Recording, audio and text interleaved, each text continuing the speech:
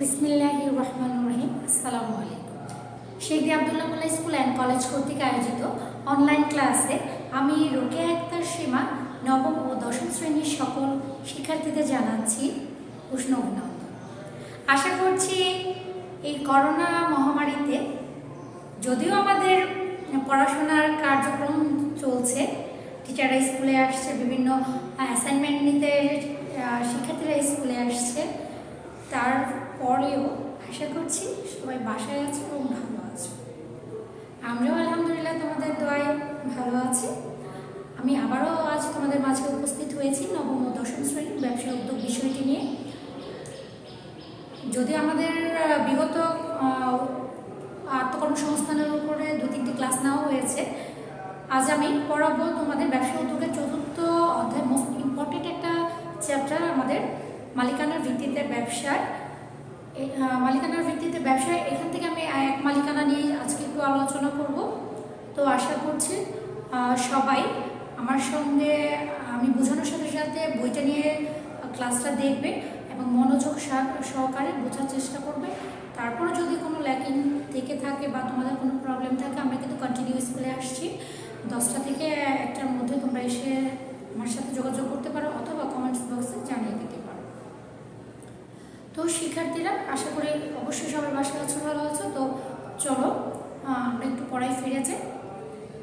আমরা নর্মালি কি জানি, ব্যবসাটা কেন করা হয়? ব্যবসার মেন উদ্দেশ্যটা কি? মুনাফা অর্জন করা। ব্যবসা হলো প্রধানত মুনাফা অর্জনের উদ্দেশ্যে বিভিন্ন প্রকার পণ্য দ্রব্য ও সেবা কর্মের উৎপাদন, বন্টন এবং এদের সহায়ক যাবতীয় বৈধ অর্থনৈতিক কর্মকাণ্ডের সমষ্টি কি ব্যবসা। বিভিন্ন সময় বিভিন্ন দেখা যায় ভোক্তাদের চাহিদা, মালিকানা, তারপর দেখা যাচ্ছে ব্যবসার নিজস্ব মনোভাব, যাবতীয় অর্থনৈতিক কর্মকাণ্ডের বিভিন্ন অর্থনৈতিক কর্মকাণ্ড বা নিজস্ব মনোভাব ও বৈশিষ্ট্যের জন্য বিভিন্ন সময় কি হচ্ছে, ব্যবসায় সংগঠনের সৃষ্টি হয়েছে, যার ফলে মালিকানার ভিত্তিতে ব্যবসাটা এখানে দেখা যায় মানুষের বিভিন্নমুখী চাহিদা পূরণের জন্য।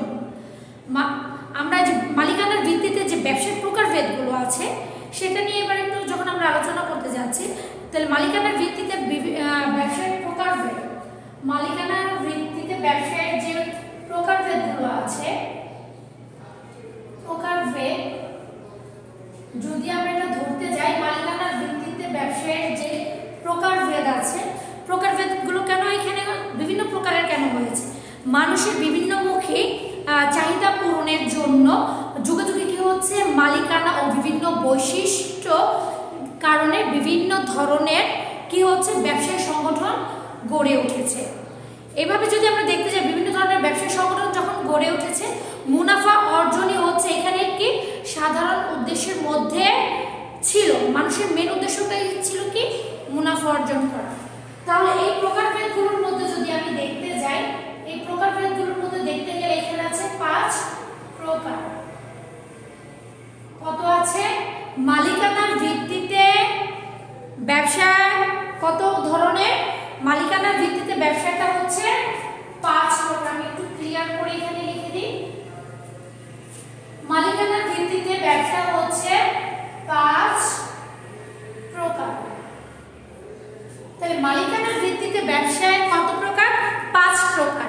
এটার মধ্যে আমার 1 নাম্বার হচ্ছে এক মালিকানা ব্যবসা, 2 নাম্বার হচ্ছে কি অংশীদারি ব্যবসায়, 3 নাম্বার হচ্ছে যৌথ মূলধনী অথবা কি কোম্পানি সংগঠন, যৌথ মূলধনী অথবা কোম্পানি সংগঠন। তাহলে আমার 1 ছিল এক মালিকানা ব্যবসায়, 2 নাম্বারে ছিল অংশীদারি ব্যবসায়, 3 নাম্বারে ছিল কি আমাদের এখানে 3 নাম্বারে ছিল আমাদের যৌথ মূলধনী অথবা কোম্পানি সংগঠন, এবং 4 নাম্বারে ছিল সমবায় সমিতি, যেটাকে আমরা বলি সমবায় সমিতি, এবং 5 ছিল কি রাষ্ট্রীয় ব্যবসা। আজ আমি আলোচনা করব এক মালিকানা ব্যবসাটা কি। আমরা নরমালি জানি এক মালিকানা ব্যবসা বলতে যে ব্যবসার মাত্র একজন মালিক দ্বারা গঠিত, পরিচালিত এবং নিয়ন্ত্রিত, ব্যবসার দায় সে একাই বহন করবে এবং মুনাফা সে একাই ভোগ করবে, সেটাই কি এক মালিকানা ব্যবসা। এক কথায় যদি আমরা বলতে যে এক মালিকানা ব্যবসা কি, যে ব্যবসা একজন মাত্র মালিক দ্বারা গঠিত পরিচালিত হয়, তাই হচ্ছে কি এক মালিকানা ব্যবসা। আমরা আজ আলোচনা করব এক মালিকানা ব্যবসা এবং এক মালিকানা ব্যবসার কি বৈশিষ্ট্য। আমরা সংজ্ঞাটা পেলাম, বৈশিষ্ট্য প্লাস সুবিধা অসুবিধা। আমার এখানে এক মালিকানা ব্যবসার বৈশিষ্ট্যের মধ্যে প্রথমেই আছে একক মালিকানা। একক মালিকানা আমরা যেহেতু বলেছি এক মালিকানা ব্যবসা মূলত কি হচ্ছে, একজন মালিক দ্বারা গঠিত পরিচালিত হচ্ছে। যেহেতু একজন মালিক কি সবকিছু নিয়ন্ত্রণ করছে, সেহেতু কি একক মালিক, সে একজন মাত্র মালিক। একক মালিকানা একজন মাত্র মালিকের অধীনে পরিচালিত যে ব্যবসা, সেটা হচ্ছে কি একক মালিকানা। একক ঝুঁকি, যেহেতু ব্যবসাটা মালিক একাই দিচ্ছে, যেমন আমি একটা বিজনেস দিচ্ছি, আমি একাই এখানে নিয়ন্ত্রণ করছি, পরিচালিত করছি, সবকিছু আমার উপরে ডিপেন্ড করছে। তাহলে এখানে যখন ঝুঁকি হবে, কোনো সমস্যা হবে, সেটা কিন্তু একাই আমাকে বেয়ার করতে হবে। মানে একক ঝুঁকি, ঝুঁকিটা কি করতে হবে, মালিক একাই নিয়ে থাকেন বা বহন করে থাকেন। তারপর হচ্ছে আমার অসীম দায়।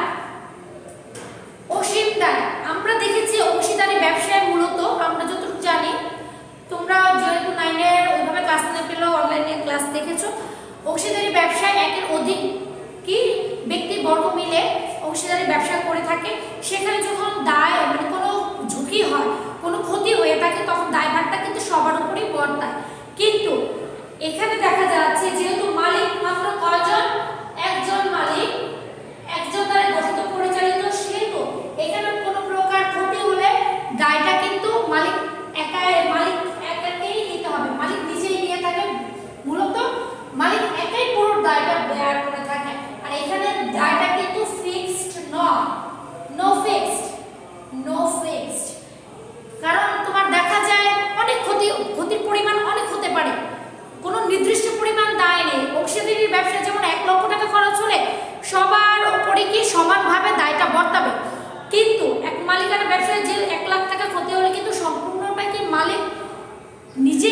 মালিকের নিজের একা বেয়ার করতে হবে। যার কারণে সেখানে দায়টা ফিক্সড কখনো হয় না, যে কোনো অ্যামাউন্টের ক্ষতি হতে পারে, সমস্যা হতে পারে, সেটা বলা যাবে না। যার কারণে অসীম দায় মানে দায়টা সহনীয়। অনেক সময় দায়টা কি করে, অতিরিক্ত দায়ের ফলে কি হয়, মালিক ব্যবসা প্রতিষ্ঠান চুকিয়ে ফেলে, মানে বন্ধ করে দিয়ে থাকে। এরপর আছে সহজে গঠন। যেহেতু একজন মালিক মালিক মাত্র একজন, 10 জনের মত নেওয়ার প্রয়োজন হয় না, যার ফলে খুব সহজে কি করা যায়, গঠন করা যায়।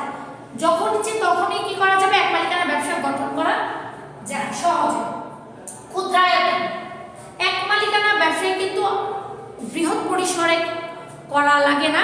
মালিক যখন খুশি তখন যেখানে ইচ্ছে তার বিজনেসটা শুরু করতে পারে একাই, এবং দেখা যায় অল্প পরিসরে, খুব বেশি পরিসরে মানে জায়গার প্রয়োজন হয় না। এবং ইচ্ছা করলে কিন্তু মালিক কি করতে পারে, ইচ্ছে করলে মালিক স্থান পরিবর্তন করে অন্য জায়গায় গুটিয়ে নিয়ে যেতে পারে খুব অল্প পরিসরের মধ্যে।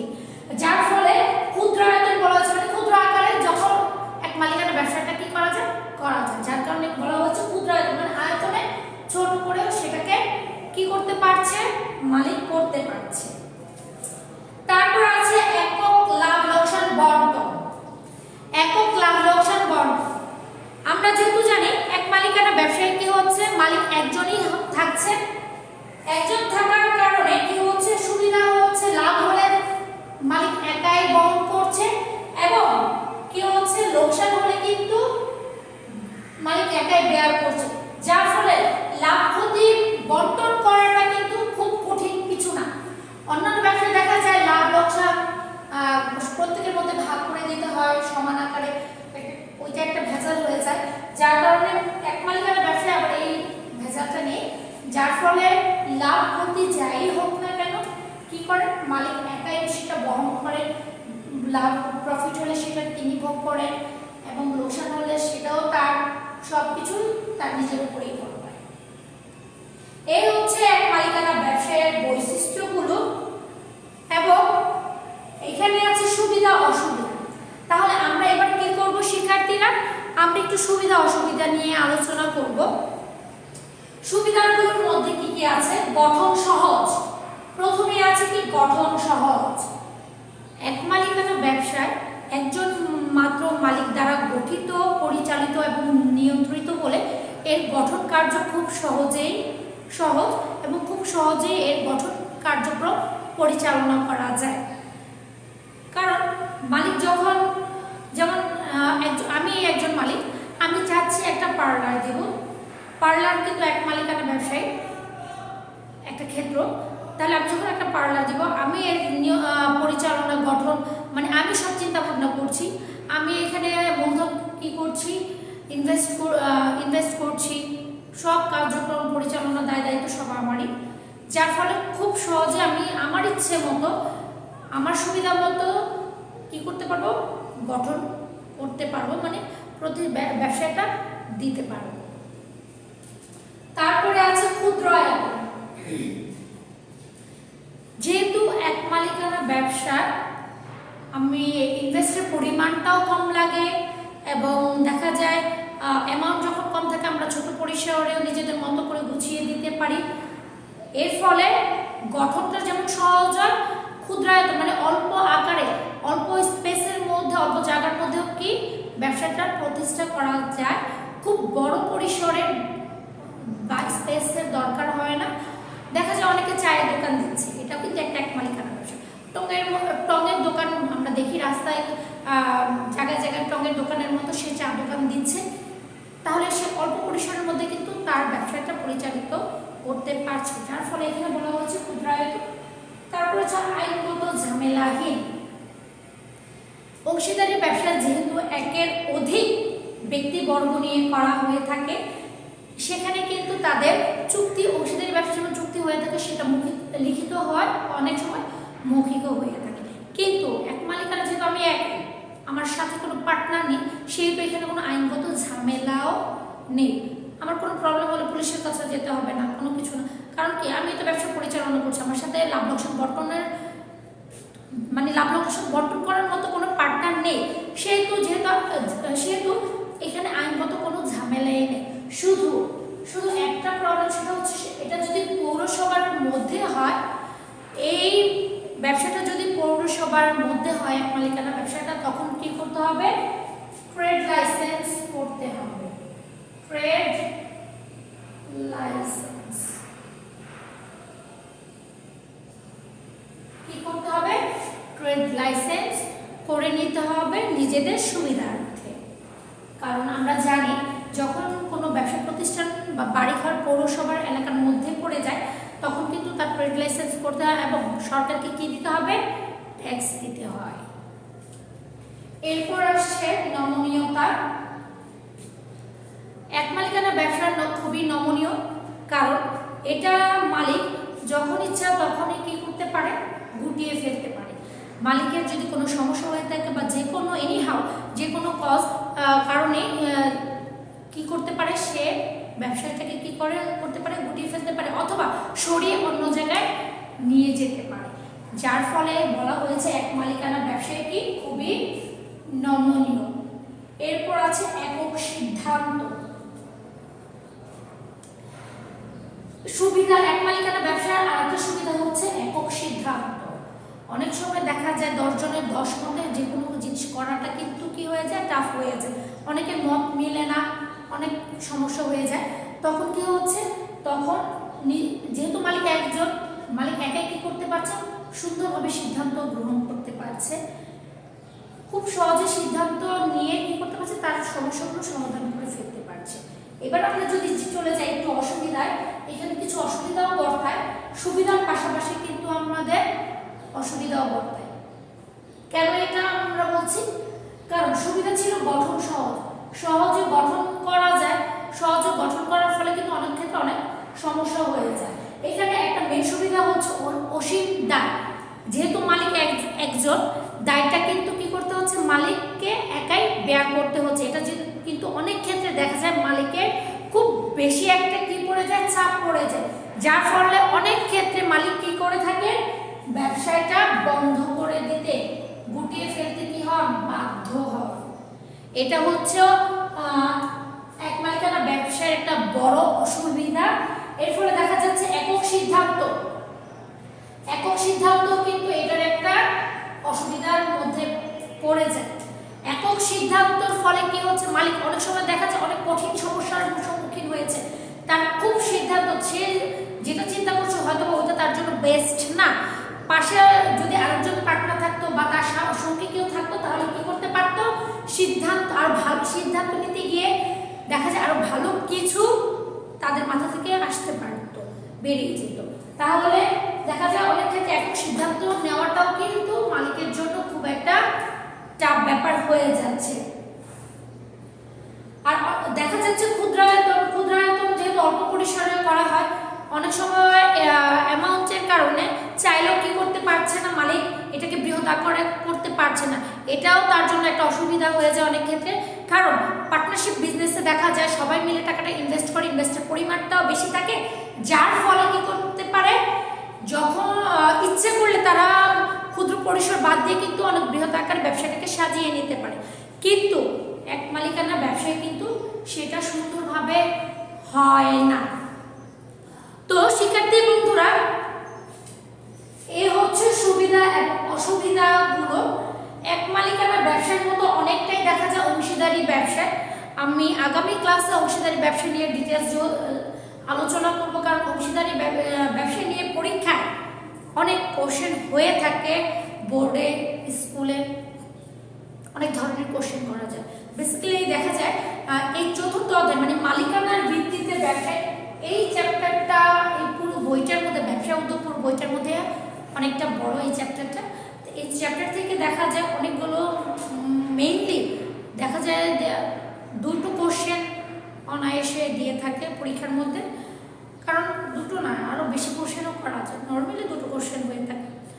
তো এই চ্যাপ্টারটা আমাদের একটু গুরুত্ব সহকারে দেখতে হবে এবং পাশে ভালোভাবে সমাধানগুলো করে ফেলতে হবে, পড়তে হবে, বিশেষ করে বেশি বেশি পড়তে হবে এবং ভিতরে খুঁটিনাটি জিনিসগুলো মনে রাখার চেষ্টা করতে হবে, সাথে একটু লিখতে হবে, যার ফলে কী হবে, খুব সুন্দর করে তোমরা সহজে মুখস্থ করতে পারবে। তো শিক্ষার্থী বন্ধুরা, আজ এই পর্যন্তই।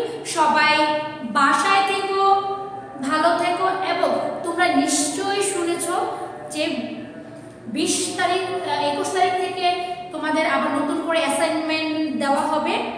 আশা করছি অ্যাসাইনমেন্ট নিয়ে তোমরা বাসায় সুন্দরভাবে কার্যক্রমগুলো, সরকার নির্দেশ অনুযায়ী কার্যক্রমগুলো করবে এবং স্কুলের টিচারদের সহায়তা করবে। তো শিক্ষার্থীরা সবাই বাসায় থেকো, খুব ভালো থেকো। আগামী ক্লাসের প্রত্যাশা নিয়ে